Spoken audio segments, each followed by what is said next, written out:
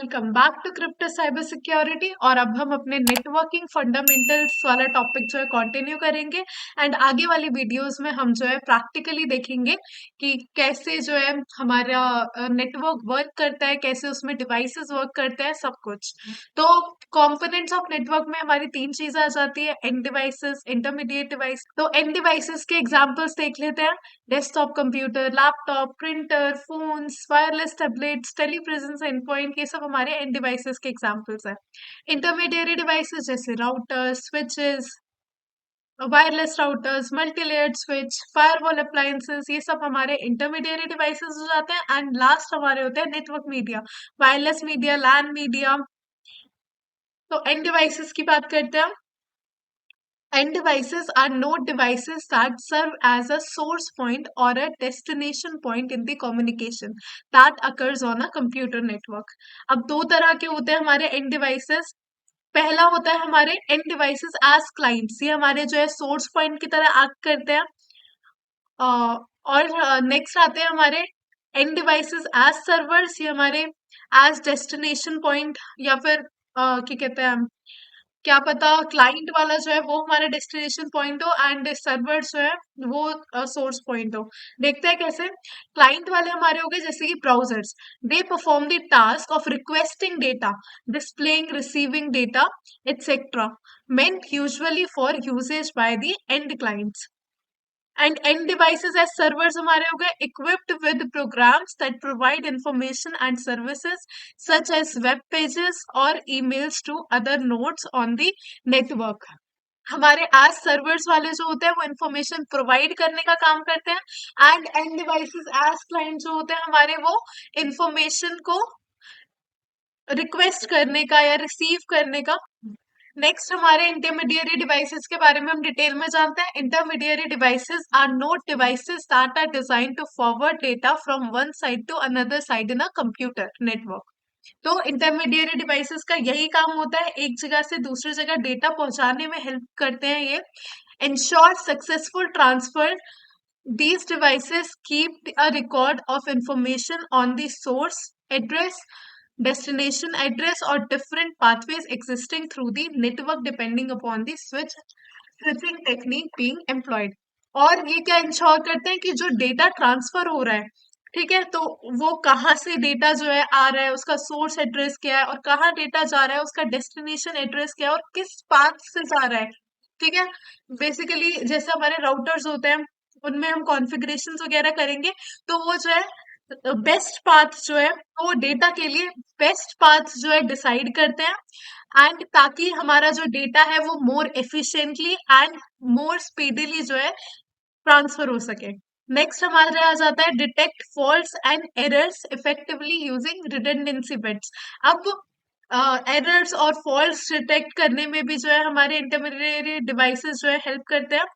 ये redundancy bits का मतलब कुछ जैसे हमारे पैकेट जब ट्रैवल हो रहे होते हैं तो वो बिट्स की फॉर्म में जो है ट्रैवल होते हैं। ठीक है।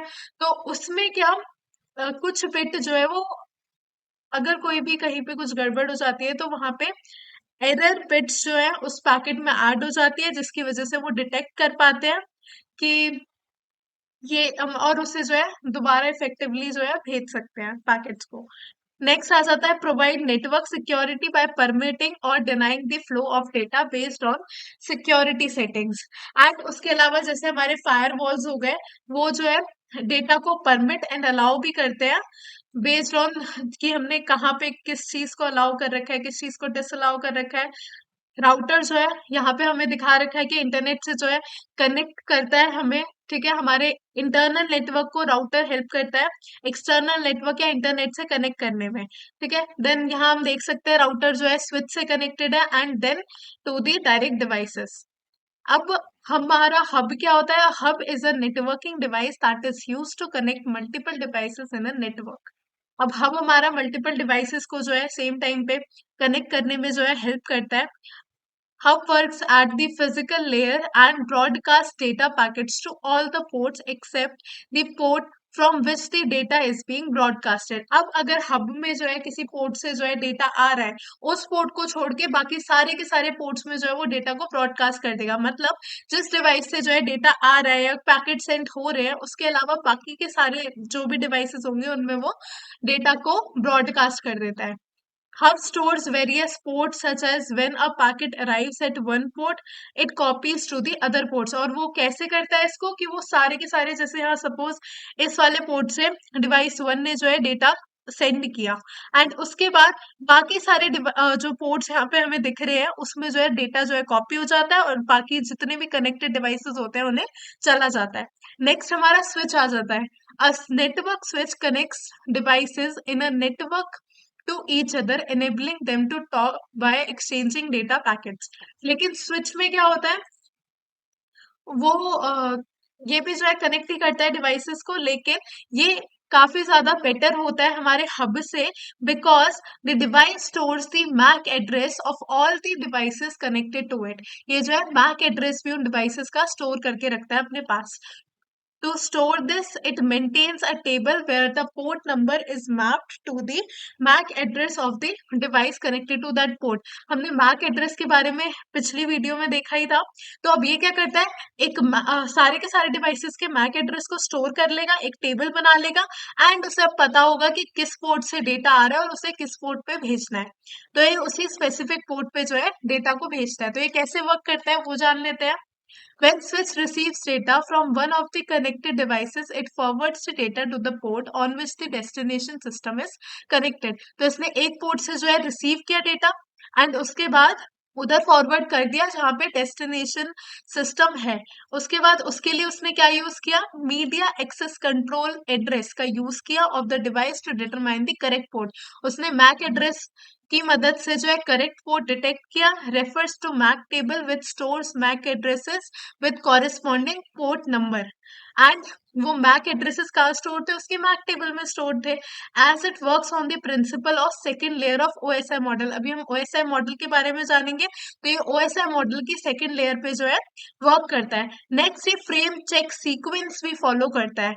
Frame check sequence या FCS is a part of the frame put in place to verify that the information each frames contain is not damaged during the transmission। तो अब ये क्या होता है, अभी जो है पैकेट समझ लीजिए या डेटा समझ लीजिए, जो भी डेटा आ रहा है या पैकेट्स आ रहे हैं वो ये देखता है हमारा जो स्विच है कि वो कहीं डैमेज तो नहीं हो रहा ट्रांसमिशन के दौरान। And if a frame is corrupted during the transmission, the FCS on the frame will not match the recipient's calculated FCS. और अगर मैच नहीं करेगा, अगर करप्टेड होगा कुछ, तो ऑब्वियसली दिक्कत देगा आगे वाले सिस्टम में डेटा ट्रांसफर करने में। अब नेक्स्ट है हमारा कैस्केडिंग। क्या होता है, when two switches communicate with each other, ways of connecting two switches. अच्छा, अब जो कैस्केडिंग होता है, दो स्विचेस आपस में कनेक्ट हो रहे हैं, उस चीज उसको हम जो है कैस्केडिंग कहते हैं।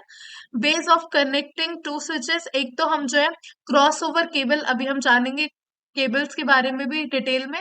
On regular ports crossover cable का जो है हमने यूज कर दिया। By using uplink port sometimes it is named something like this crossover MDIX या फिर आउट। उसके अलावा दूसरे पोर्ट्स भी होते हैं जैसे कि क्रॉसओवर पोर्ट्स, MDIX पोर्ट या आउट पोर्ट।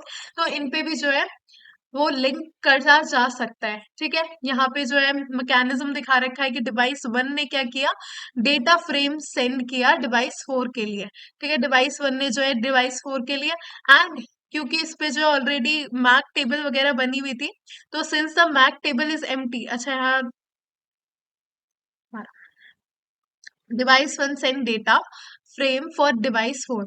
डिवाइस वन ने जो है डिवाइस फोर के लिए यहाँ पे डेटा सेंड किया।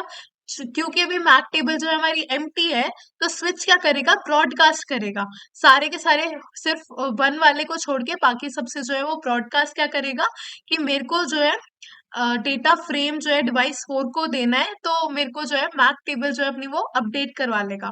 Now switch maps post four to the device four. And आपको पता ही होगा ये कि ये ऐप की मदद से जो है करता है। हमने लास्ट वीडियो में ऐप के बारे में भी बात की थी। तो स्विच यही करता है कि वो ऐप पैकेट्स बेच के और जो है करेक्ट पोर्ट जो है डिसाइड करने में हेल्प कर देगा।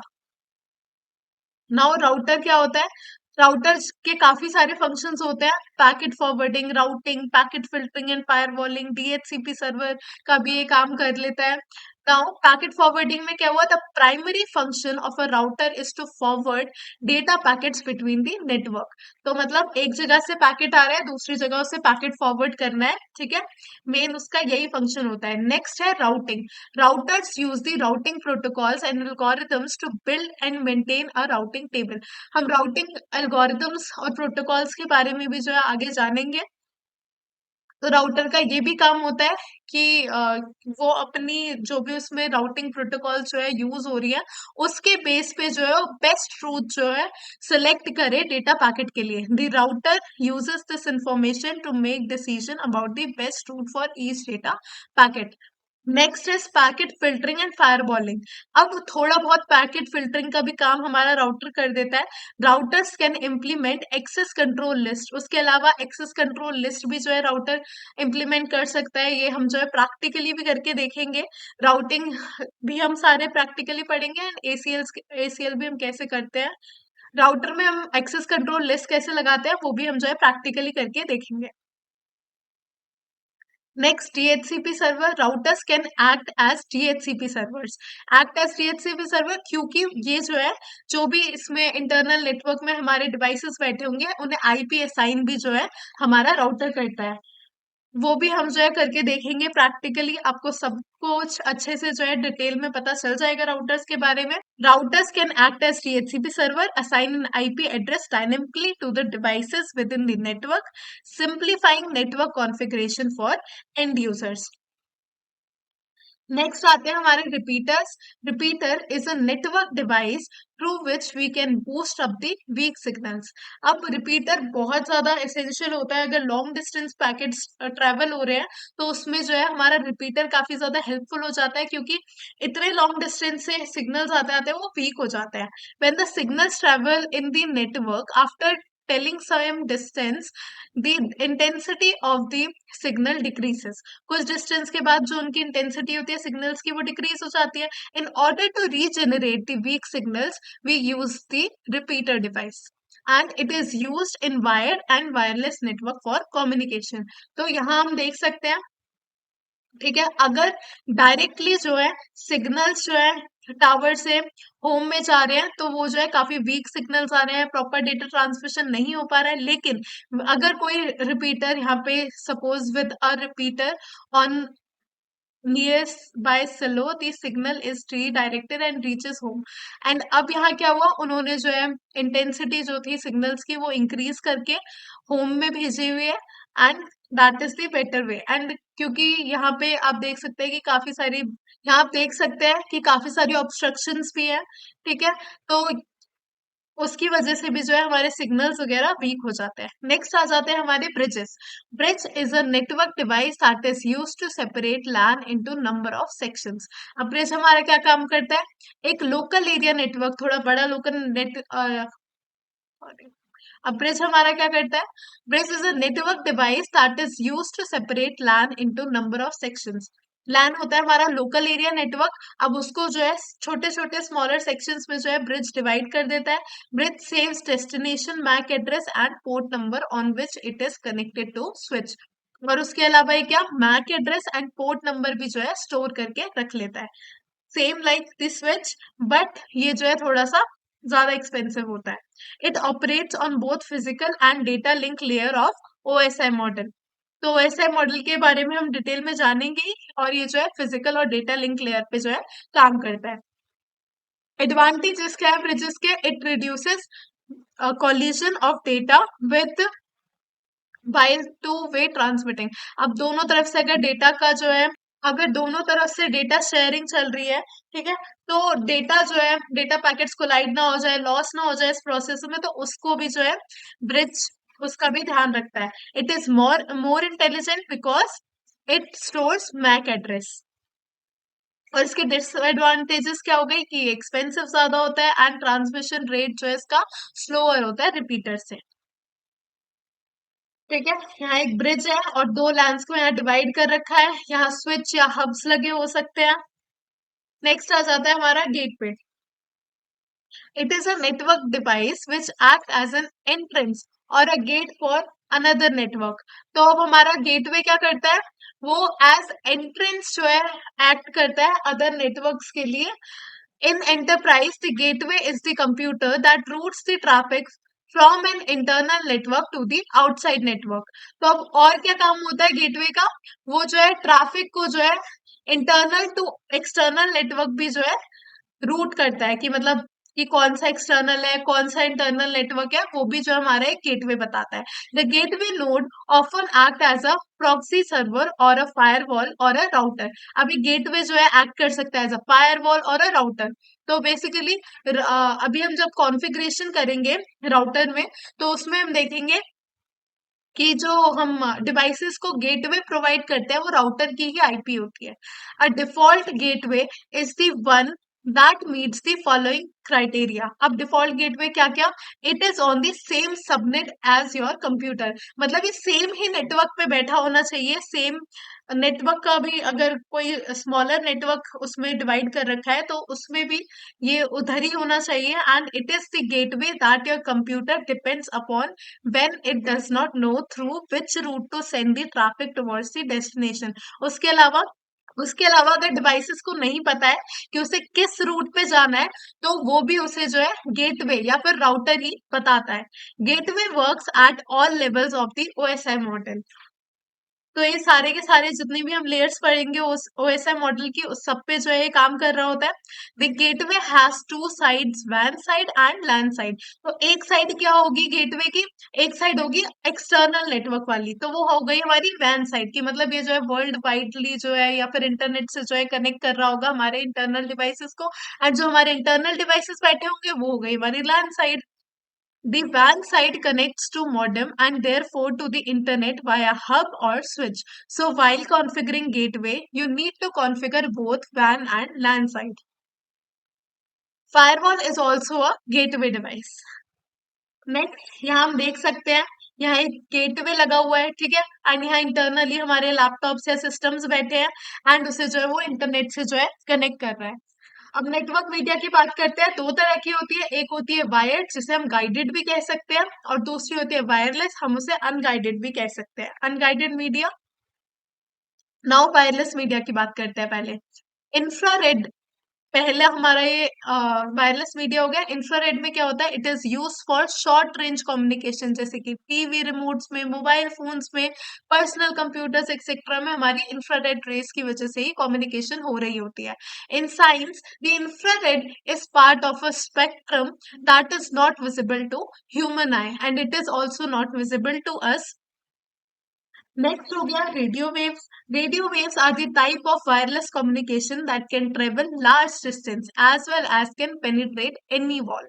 अब रेडियो वेव्स जो है हमारी थोड़ी लॉन्गर डिस्टेंस के लिए जो है काम कर जाती है. नेक्स्ट हो गई microwaves are a line of sight transmission meaning both the antenna sending and receiving should be properly aligned. अब माइक्रोवेव्स क्या होता है, इसमें जो है डेटा ट्रांसमिशन जो है एंटीनास के थ्रू होती है. एंड जो भी हमारे सेंडिंग और रिसीविंग एंटीनास होंगे वो ढंग से जो है अलाइन होने चाहिए ताकि डेटा का ट्रांसमिशन हो सके. नेक्स्ट आ जाती है हमारी केबल्स, या फिर हम बात कर लेते हैं, यहाँ मैंने वायर्ड मीडिया भी बोल सकते हैं. Networking cables are networking hardware used to connect one network device to other network device. अब हम कुछ टाइप्स की नेटवर्क केबल्स के बारे में बात करेंगे. पहला हो गया coaxial cable, twisted cables, Ethernet cables and fibre optic cables. And next is fibre optic cables. Coaxial cables देख लेते हैं, पहले उसका स्ट्रक्चर देख लेते हैं. आउटसाइड यहाँ पे इंसुलेशन है, उसके बाद जो है यहाँ कॉपर मैश लगा रखा है ताकि सिग्नल्स लॉस्ट ना हो, और उसके अंदर भी इंसुलेशन लगा रखा है, वो भी हमारे ताकि सिग्नल्स लॉस्ट ना हो इसलिए यूज किया जाता है. एंड अंदर जो है हमारे कॉपर वायर है जिसके थ्रू जो है हमारा सिग्नल्स पास ऑन हो रहे होते हैं.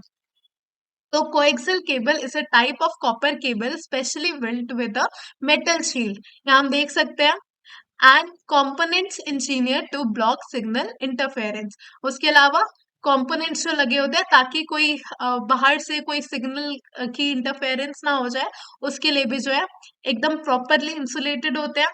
क्या क्या टाइप्स होते हैं इसके भी, RG6, RG11, RG59। RG हमारा जो है रेडियो गाइड को जो है रिप्रेजेंट करता है। It helps in distinguishing the characteristics and specifications of the cables. तो अब डिफरेंट डिफरेंट स्पेसिफिकेशंस और करेक्टरिस्टिक्स के हिसाब से जो है हमारी ये केबल्स होती है। और एक एग्जांपल हमारी कोएक्सियल टेबल का है, DTH, direct to home cable.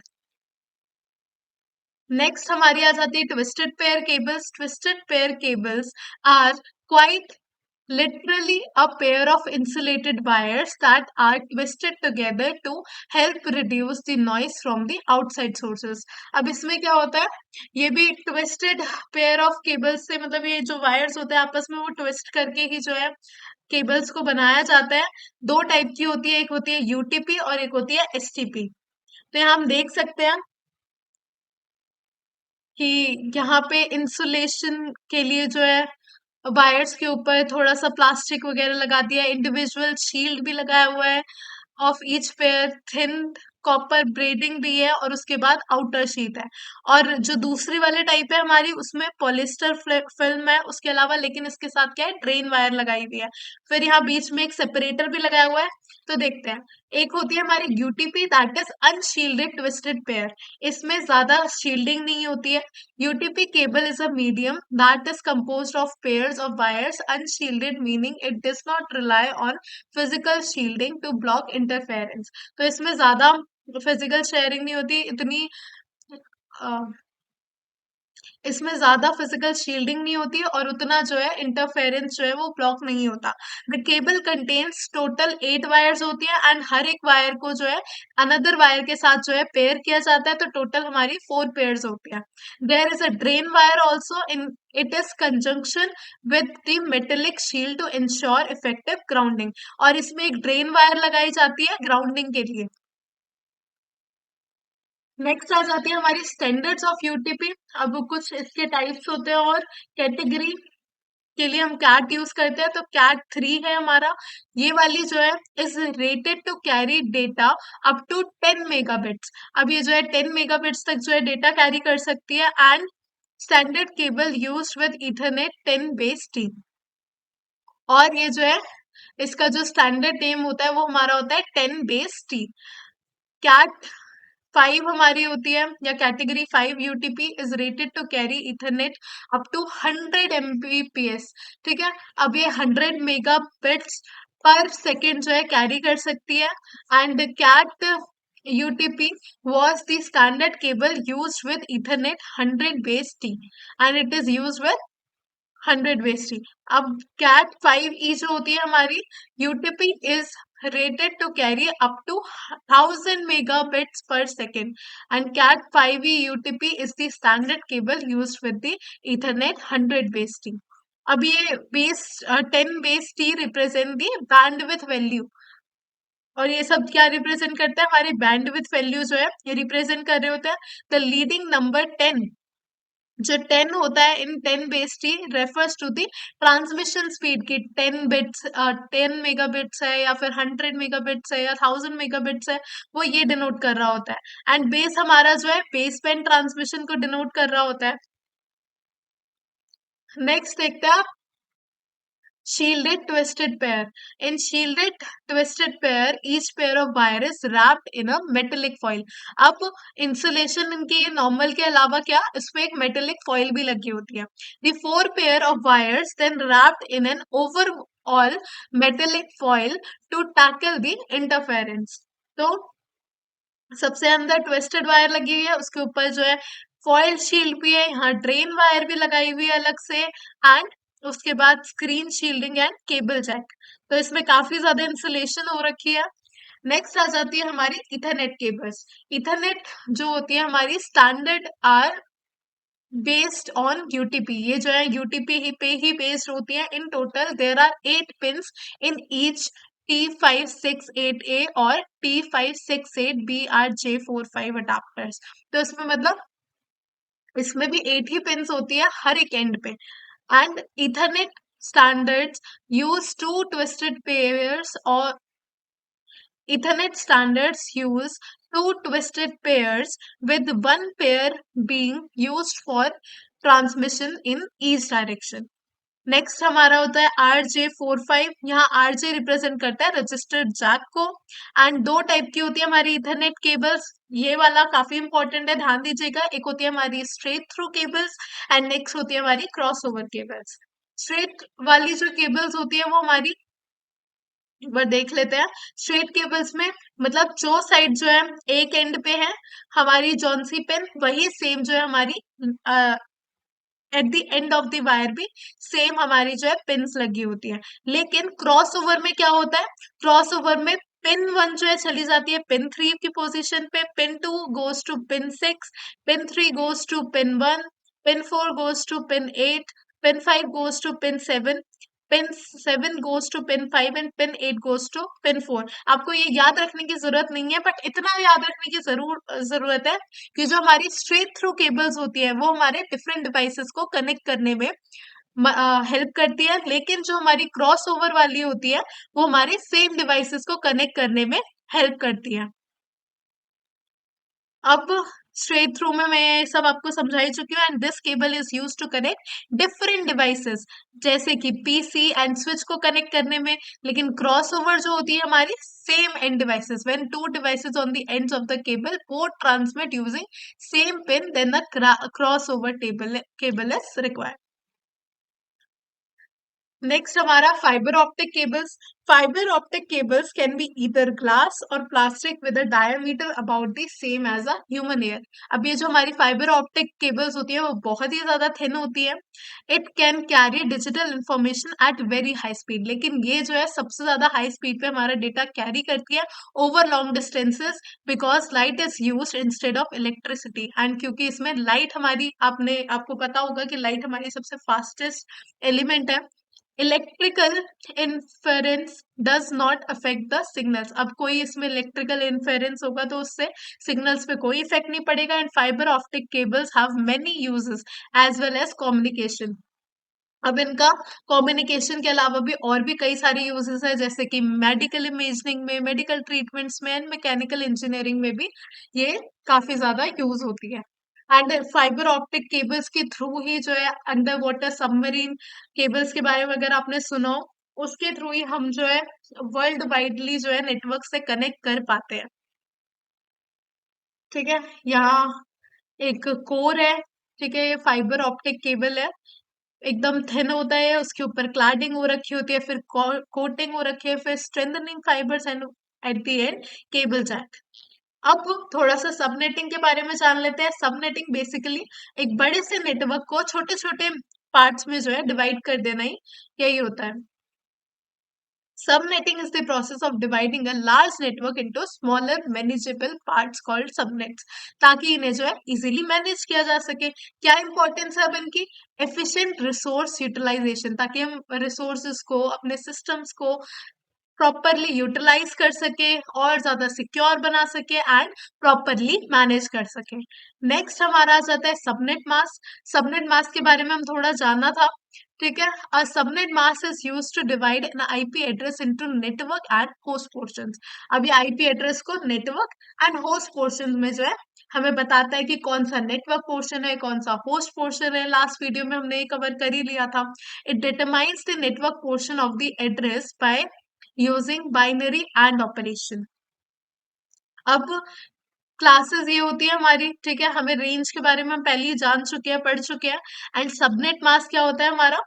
जैसे क्लास ए है, उसका इतना पोर्शन हमारा नेटवर्क होता है, नेटवर्क एड्रेस दर्शाता है, और बाकी का हमारा, बाकी के 4 हमारे ऑक्टेट्स दर्शाते हैं कि कौन होस्ट है। इधर 2 नेटवर्क पोर्शंस, 2 होस्ट पोर्शंस, इधर 3 network portions and 1 host portion होता है हमारा क्लास सी में। अब बेनिफिट्स क्या है सबनेटिंग के? Subnetting leads to better work network performance. Subnetting से better network performance and reduce congestion, कि ज्यादा डिवाइसेस अगर एक ही जगह पे लगे हुए हैं तो उनको और अच्छे से जो है हम security through isolation of network segments. अब हम बात कर लेते हैं ओएसआई मॉडल के बारे में। OSI is open system interconnection model. It was developed by international organisation for standards, जैसे हम आईएसओ भी कहते हैं। Describe flow of information from one computer to another. It is a logical model. ये बस लॉजिकल मॉडल है, physically ये use नहीं होता है। 7 लेयर्स होती है इसमें, सब हम डिटेल में जानेंगे 7 लेयर्स के बारे में। Every layer is a set of protocol that developers can use to create and implement applications to run on a network. अब अगर ये फिजिकल नहीं है तो ये लॉजिकली जो है डेवलपर्स यूज करते हैं ताकि वो नेटवर्क को जो है सही से चला सके, सही से मैनेज कर सके, ट्रबल शूट कर सके। Therefore it explains how devices communicate on a network. And ये जो है अच्छे से इसके बारे में अभी तक हमने जितने भी टॉपिक्स के बारे में पढ़ा है, ओएसआई मॉडल को पढ़ने के बाद हमें अच्छे से पता चल जाएगा कि कैसे एक जगह से दूसरे जगह डेटा का ट्रांसफर हमारा होता है। तो क्लाइंट साइड एक होता है हमारे क्लाइंट साइड और दूसरा होता है हमारा सर्वर सर्वर साइड। तो क्लाइंट साइड में पहले application layer to physical layer जा रहा होता है। एरिया हमारी 7 layers: application, presentation, session layer, transport layer, network layer, data link layer and physical layer. इनके बारे में भी हम डिटेल में पढ़ेंगे अच्छे से। नेक्स्ट होता है हमारा सर्वर साइड लेयर्स। लेयर 1 2 3 4 5 ये उल्टा चलते हैं। ओएसआई मॉडल में क्लाइंट साइड हमारा टॉप टू बॉटम जा रहा होता है एंड सर्वर साइड हमारा बॉटम टू टॉप जा रहा होता है। तो जानते हैं कैसे होता है ये। एप्लीकेशन लेयर में basically interaction between the user and the application takes place, कि मैंने जो है यहाँ से कुछ इनपुट किया, ठीक है, एंड कौन सी प्रोटोकॉल्स यहाँ चल रही होंगी: HTTP, FTP, DNS and MP और टेलनेट। ऐसी ऐसी प्रोटोकॉल्स जो है हमारी एप्लीकेशन लेयर पे चल रही होती है। नेक्स्ट हमारी आ जाती है प्रेजेंटेशन लेयर। प्रेजेंटेशन लेयर में अब मैंने कुछ भी इनपुट किया वो जो है अब किस भाषा में ट्रांसलेट हो जाएगा, हमारे कंप्यूटर की भाषा में ट्रांसलेट हो जाएगा। उसके अलावा डेटा जो है इनक्रिप्ट होगा, कंप्रेस होगा। नेक्स्ट हमारे जो है सेशन क्रिएट होगा, टर्मिनेट होगा एंड मैनेज होगा। ठीक है, ये नेक्स्ट सेशन लेयर में हमारा सेशन मैनेजमेंट चल रही होती है। प्रेजेंटेशन लेयर में हमारे एसएसएल और टीएलएस चल रहे होते हैं एनक्रिप्शन के लिए, एंड सेशन लेयर में हमारे जैसे कि नेट बायोस और पीपी टीपी प्रोटोकॉल्स जो है चल रही होती है। ट्रांसपोर्ट लेयर हो जाती है हमारी नेक्स्ट। हमने यूडीपी और टीसीपी के बारे में बात की थी।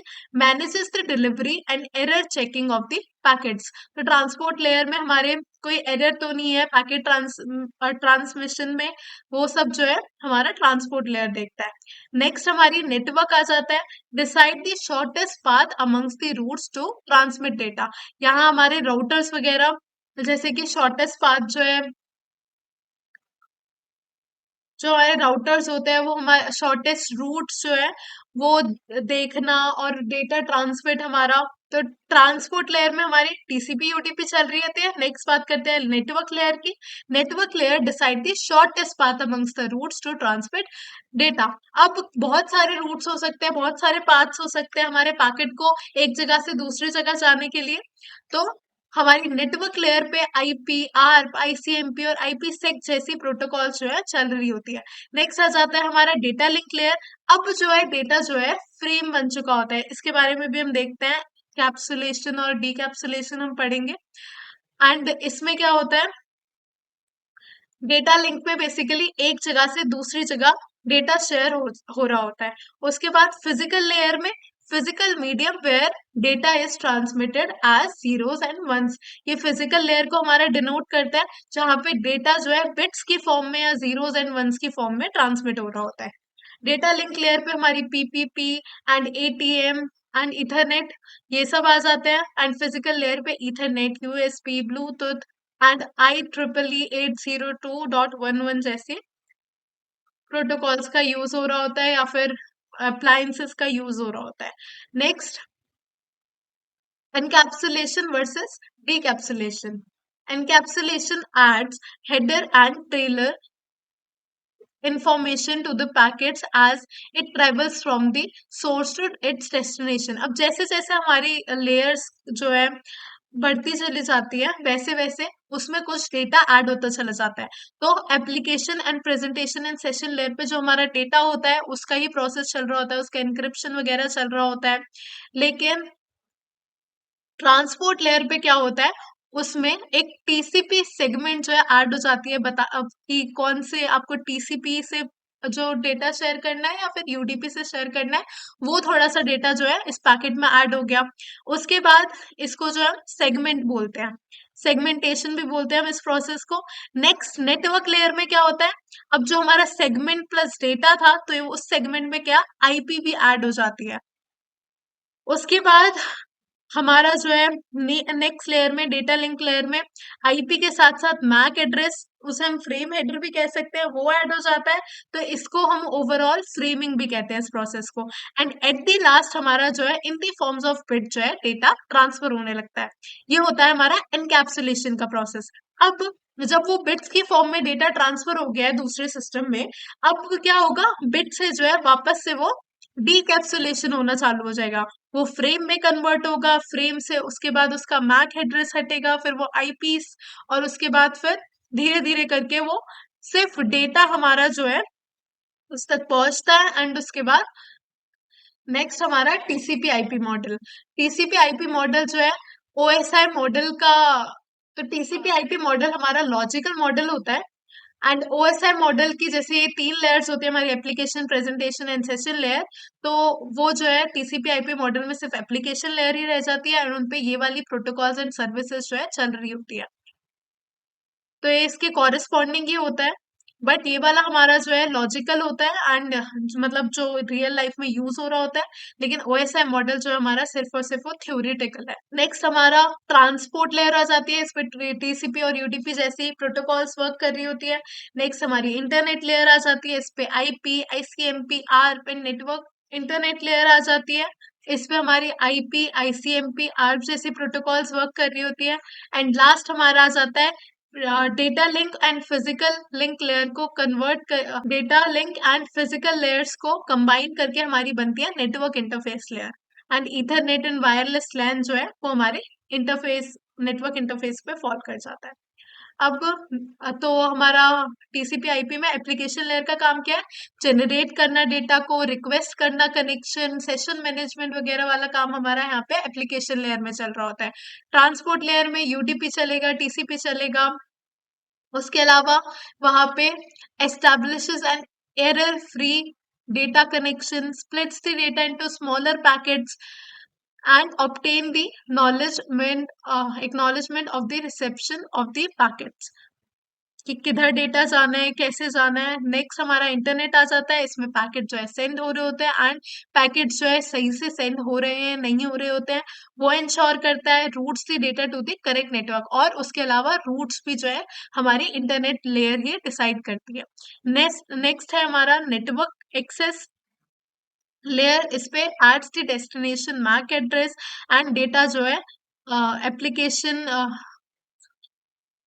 And sends data between applications over the network. तो एक जगह से दूसरी जगह यहाँ नेटवर्क के ऊपर जो है डेटा का ट्रांसफर हो रहा होता है। Handles the physical infrastructure.